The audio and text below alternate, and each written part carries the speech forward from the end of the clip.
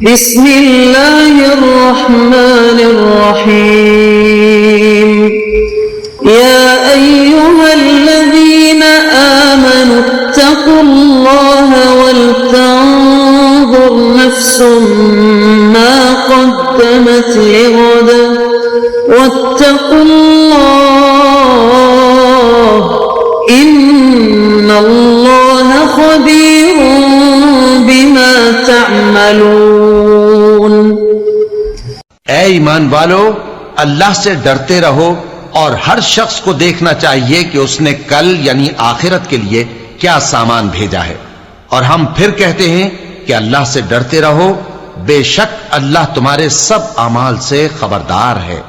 بسم اللہ الرحمن الرحیم، الحمد للہ رب العالمین، والصلاة والسلام على اشرف الانبیاء والمرسلین وعلى آلہ واصحابہ اجمعین ومن تبعہم بإحسان الى یوم الدین۔ قابل صد احترام حضرات شائقین و شائقات سچا پیغام، السلام علیکم ورحمۃ اللہ وبرکاتہ۔ آج کی محفل میراث النبی کے نورانی پروگرام میں آپ کا استقبال ہے۔ اہلا و سہلا مرحبا۔ ہم آپ تمام حضرات و مستورات کا خیر مقدم کرتے ہیں۔ محترم حضرات و خواتین، تعلیم کا آغاز ہو رہا ہے۔ سب سے پہلے آداب تعلیم کا لحاظ کرتے ہوئے تعلیم کی طرف متوجہ ہو جائیں۔ پورے دھیان سے سننا، عمل کی نیت سے سننا اور تبلیغ کی نیت سے سننا، یعنی سنی ہوئی باتیں دوسروں تک پہنچانے کے جذبے سے سننا۔ چند خاص آداب تعلیم ہیں، امید ہے کہ آپ حضرات ان آداب کا ضرور خیال رکھیں گے۔ جزاکم اللہ۔ بسم اللہ الرحمن الرحیم۔ حضرت ابوبکر صدیق رضی اللہ عنہ کا ایک مشکوک لقمے کو قے کرنے کے لیے سخت تکلیف برداشت کرنا۔ حضرت ابوبکر صدیق رضی اللہ عنہ کا ایک غلام تھا جو کما کر لایا کرتا تھا۔ ایک رات وہ آپ کے پاس کچھ کھانا لے آیا، آپ نے اس میں ایک لقمہ لے لیا۔ غلام نے کہا، کیا بات ہے، آپ ہر رات سوال کرتے تھے، آج آپ نے سوال نہیں کیا کہ یہ کھانا کہاں سے لائے ہو؟ حضرت ابوبکر صدیق رضی اللہ عنہ نے فرمایا، بھوک نے مجھے نڈھال کر رکھا تھا، تم بتاؤ کہاں سے لے آئے ہو؟ غلام نے عرض کیا، میں نے زمانے جاہلیت میں کسی کے لیے تعویذ اور جھاڑ پھونک کیا تھا تو انہوں نے مجھے کچھ دینے کا وعدہ کیا تھا۔ آج جب میں ان کے پاس سے گزرا تو ان کے یہاں شادی کا کھانا تیار تھا، لہذا اس میں سے انہوں نے مجھے بھی دے دیا۔ حضرت ابوبکر صدیق رضی اللہ عنہ نے فرمایا، قریب تھا کہ تو مجھے ہلاک کر دیتا۔ پھر آپ نے اپنا ہاتھ منہ میں ڈالا اور کھایا ہوا قے کرنے لگے، لیکن وہ نکل نہیں رہا تھا۔ کسی نے کہا، یہ پانی سے نکل جائے گا۔ آپ نے پانی کا برتن منگوایا اور پانی پی کر قے کرنے کی کوشش کرتے رہے، حتیٰ کہ اس ایک لقمے کو باہر پھینک دیا۔ پھر آپ کو کسی نے کہا، اللہ آپ پر رحم فرمائے، یہ تکلیف اس لقمے کی نحوست سے پہنچی۔ آپ رضی اللہ عنہ نے فرمایا، اگر یہ لقمہ میری جان بھی لے لیتا تب بھی میں اس کو ضرور نکلواتا۔ میں نے رسول اکرم صلی اللہ علیہ وسلم سے سنا ہے، آپ صلی اللہ علیہ وسلم فرما رہے تھے، ہر جسم جس نے حرام سے پرورش پائی، جہنم اس کے لیے زیادہ مستحق ہے، زیادہ بہتر ہے۔ اس سے مجھے خوف ہوا کہیں میرے جسم کی معمولی پرورش بھی اس لقمے سے نہ ہو جائے۔ حضرت عمر فاروق رضی اللہ عنہ کا رعایا کی اجازت کے بغیر شہد استعمال نہ کرنا۔ حضرت برا رضی اللہ عنہ کے ایک بیٹے کہتے ہیں کہ حضرت عمر فاروق رضی اللہ عنہ ایک مرتبہ بیمار ہوئے، ان کے لیے علاج میں شہد تجویز کیا گیا، اور اس وقت شہد بیت المال میں موجود تھا۔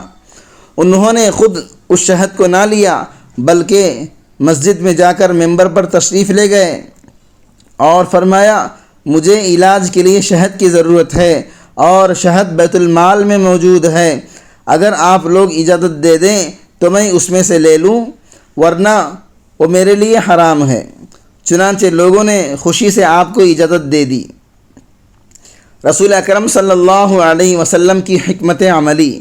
ایک دن رسول اکرم صلی اللہ علیہ وسلم اپنے صحابہ کے ساتھ تشریف فرما تھے، اتنے میں ایک نوجوان نے آپ صلی اللہ علیہ وسلم کی خدمت میں حاضر ہو کر عرض کیا، اے اللہ کے رسول، مجھے زنا کی اجازت دے دیجیے۔ دربار نبوی میں موجود صحابہ نے جب نوجوان کی گفتگو سنی تو سخت ناراض ہو گئے، غصے سے ان کی رگوں میں خون تیز ہو گیا۔ اللہ کے رسول صلی اللہ علیہ وسلم نے صحابہ کو خاموش رہنے کا حکم دیا اور خود نوجوان کو اپنے قریب کیا اور اس سے فرمایا، بتاؤ تم کیا چاہتے ہو؟ نوجوان کہتا ہے، اے اللہ کے رسول، مجھے زنا کی اجازت دے دیجیے۔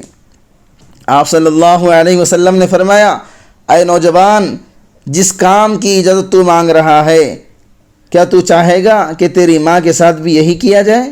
نوجوان کہتا ہے، قربان ہو جاؤں اللہ کے رسول، ہرگز ایسا نہیں۔ آپ صلی اللہ علیہ وسلم نے فرمایا، لوگ بھی اپنی ماؤں کے ساتھ یہ کام نہیں چاہتے، کیا تو پسند کرے گا کہ تیری بیٹی کے ساتھ یہ کام ہو؟ نوجوان کہنے لگا، نہیں اے اللہ کے نبی، اللہ کی قسم میں ایسا نہیں چاہتا۔ آپ صلی اللہ علیہ وسلم نے فرمایا، لوگ بھی اپنی بیٹیوں کے لیے یہ کام نہیں چاہتے، کیا تو اپنی بہن کے ساتھ اس کام سے راضی ہے؟ اسی طرح آپ نے پھوپھی اور خالہ کا بھی نام لیا۔ نوجوان ہر ایک کے جواب میں کہتا، قربان جاؤں، ہرگز ایسا میں نہیں چاہتا۔ پھر نبی کریم صلی اللہ علیہ وسلم نے نوجوان کو سمجھایا کہ بالکل اسی طرح کوئی بھی آدمی اسے گوارا نہیں کر سکتا، کیونکہ جب کسی بھی عورت سے زنا کا ارتکاب کیا جائے گا تو وہ کسی کی ماں ہوگی، کسی کی بہن ہوگی، کسی کی بیٹی ہوگی، کسی کی پھوپھی یا خالہ ہوگی۔ اس کے بعد رسول اکرم صلی اللہ علیہ وسلم نے نوجوان کے سینے پر ہاتھ رکھا اور اس کے لیے 3 دعائیں فرمائی، اللہم اغفر ذنبہ وطہر قلبہ وحسن فرجہ، اے اللہ اس کی مغفرت کر دیجئے، اس کا دل پاک صاف کر دیجئے اور اس کی شرمگاہ کی حفاظت فرمائیے۔ اس کے بعد یہ نوجوان کسی برائی کی طرف نظر اٹھا کر بھی دیکھتا نہیں تھا۔ محترم ناظرین کرام، اس دینی اور ایمانی بیان کو سننے کے دوران ہی اس کو لائک کر دیجئے اور شیئر بھی کر دیجئے تاکہ دوسرے بھی اس سے فائدہ اٹھا سکیں۔ اللہ آپ کو جزائے خیر عطا فرمائے۔ انسان تقوی کی حیثیت کو کب پا سکتا ہے؟ کوئی آدمی اس وقت تک تقوی کی حیثیت کو نہیں پا سکتا جب تک اس کے اندر 2 باتیں نہ ہوں۔ پہلی بات یہ ہے کہ وہ اپنے اور حرام چیز کے درمیان حلال امور کی دیوار کھڑی کر دے، یعنی حلال مال کے ذریعے حرام مال کو روک دے۔ اور دوسری بات یہ ہے کہ وہ چھوٹے گناہوں کو بھی چھوڑ دے اور جس چیز میں گناہ کا شبہ ہوا ہو اسے بھی چھوڑ دے۔ ابو موسیٰ اسرائیل کہتے ہیں، میں نے حضرت حسن بصری رحمۃ اللہ علیہ کو یہ فرماتے ہوئے سنا، جو بندہ گناہ کرتا ہے وہ اس گناہ کی وجہ سے ہمیشہ مغموم اور پریشان رہتا ہے۔ میں ایسی چیز کھانا پسند نہیں کرتی جو اللہ کے ذکر سے غافل ہو۔ ابو العباس ابن مسروق رحمۃ اللہ علیہ فرماتے ہیں کہ میں یمن میں تھا، میں نے دیکھا ایک شکاری ساحل پر مچھلیاں پکڑ رہا ہے اور اس کی ایک جانب اس کی بیٹی بیٹھی ہوئی ہے۔ وہ مچھلیاں پکڑ کر اپنے تھیلے میں ڈالتا تو وہ لڑکی مچھلیوں کو پانی میں پھینک دیا کرتی۔ جب اس آدمی نے کافی دیر کے بعد دیکھا کہ کتنی مچھلیاں پکڑ جا چکی ہیں تو اسے کچھ بھی نظر نہیں آیا۔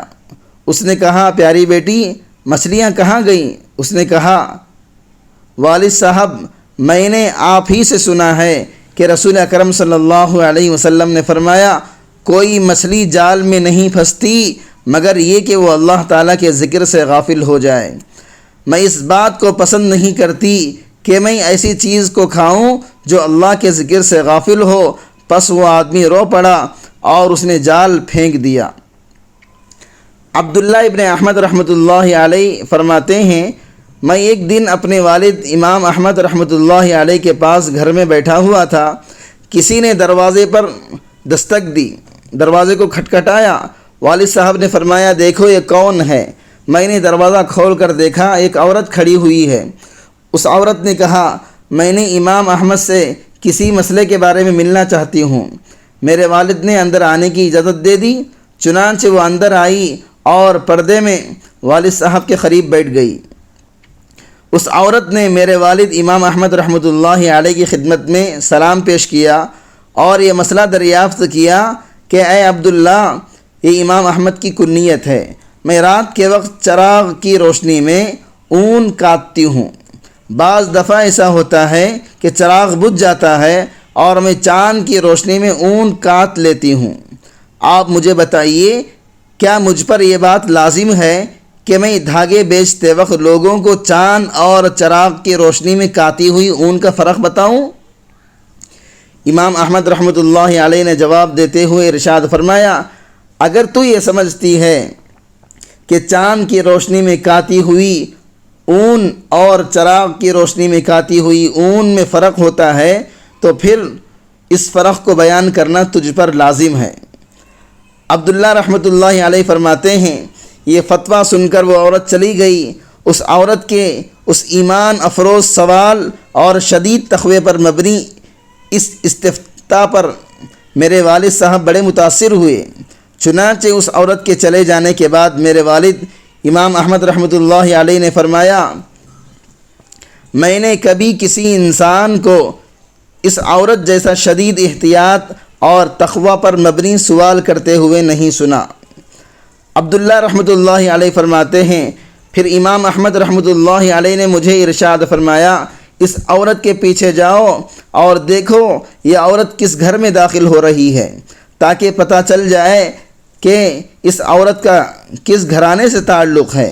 چنانچہ میں اس مقصد کے لیے اس عورت کے پیچھے پیچھے چلا گیا، کیا دیکھتا ہوں وہ عورت حضرت بشر ابن حارث رحمۃ اللہ علیہ کے گھر میں داخل ہوئی اور مجھے پتہ چلا کہ یہ عورت بشر ابن حارث رحمۃ اللہ علیہ کی بہن ہے۔ میں نے واپس آ کر اپنے والد امام احمد رحمۃ اللہ علیہ کو یہ بات بتائی تو انہوں نے فرمایا کہ یہ بات ناممکن اور محال ہے کہ بشر ابن حارث رحمۃ اللہ علیہ کے بہن کے علاوہ کوئی اور عورت ایسی متقیہ اور پرہیزگار ہو۔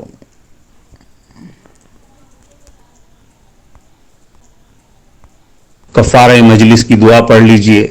سبحانک اللہم و بحمدک اشہد ان لا الہ الا انت استغفرک و اتوب الیک۔